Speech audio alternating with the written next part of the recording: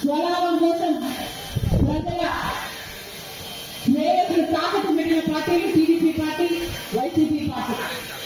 లేకపోతే కాంగ్రెస్ పార్టీ 5 సంవత్సరాలు special status ఇస్తారంటే ఆ రోజు బీజేపీ చెప్పిన మాట లేదు, 5 సంవత్సరాలు కాదు 10 సంవత్సరాలు ఇస్తామని అన్నారు. ఇదే విధానంతో ఎలక్షన్లు కూడా వెళ్ళింది బీజేపీ పార్టీ.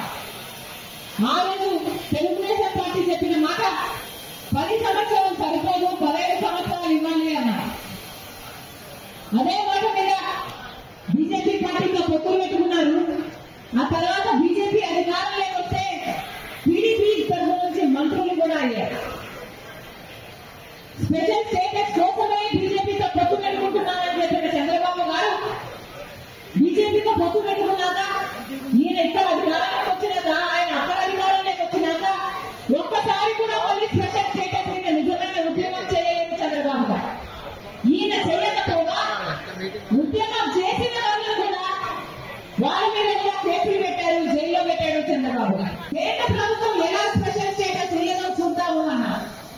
ఆ తర్వాత ఎన్నికలు వచ్చాయి. ఆ తర్వాత జగనన్న గారు ముఖ్యమంత్రి అయ్యారు. ముఖ్యమంత్రి అయిన వెంటనే స్పెషల్ స్టేటస్ గురించి కొట్లాడతారు జగనన్న అనుకుంటే ఒక్కసారి కూడా జగనన్న గారు మళ్ళీ స్పెషల్ స్టేటస్ ముందే ఎక్కలేదు. ఒక్కసారి కూడా స్పెషల్ స్టేటస్ గురించి ఉద్యమం చేయలేదు.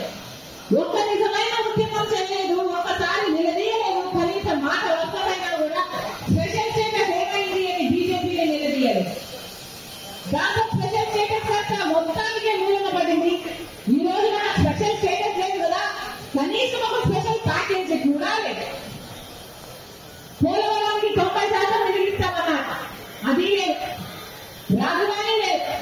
చంద్రబాబు గారేమో ఒక రాజధాని అంటే జగనన్న గారేమో 3 రాజధాని అన్నారు. తీరా చూస్తే ఏ రాజధాని ఎక్కడ ఉందో ఎవరికి అర్థం కావడం లేదు. అసలు రాజధానియే లేకుండా పోయింది. అసలు రాజధానికి అర్థమే లేకుండా పోయింది.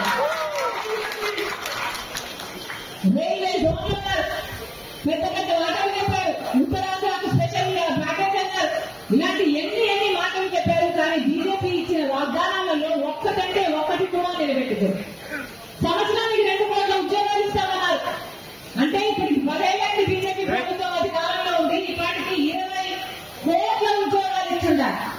మరి మన ఆంధ్ర బిడ్డలకు కనీసం 1 కోటి మందికైనా ఉద్యోగాలు ఇచ్చారంటే 1 కోటి మందికి కాదు కదా, 10 లక్షలు కాదు కదా, కనీసం 1 లక్ష ఉద్యోగాలు కూడా రాలేదు. ఈ రోజు 19 లక్షల మంది బిడ్డలు మన ఆంధ్ర రాష్ట్రంలో ఉద్యోగాలు లేకుండా తిరుగుతున్నారు. చిన్న ఉద్యోగాలు చేసుకుంటున్నారు. డ్రైవర్లు మాత్రం చేస్తున్నారు, లేకపోతే చిన్న పనులు చేసుకొని బతుకుతున్నారు. ఈ కాలం ఎందుకు పట్టింది? ఎందుకంటే మన స్పెషల్ స్టేటస్ లేకపోవడంతో, పెద్ద పెద్ద పరిశ్రమలు రాకపోవడంతో మన రాష్ట్రానికి ఎకనామిక్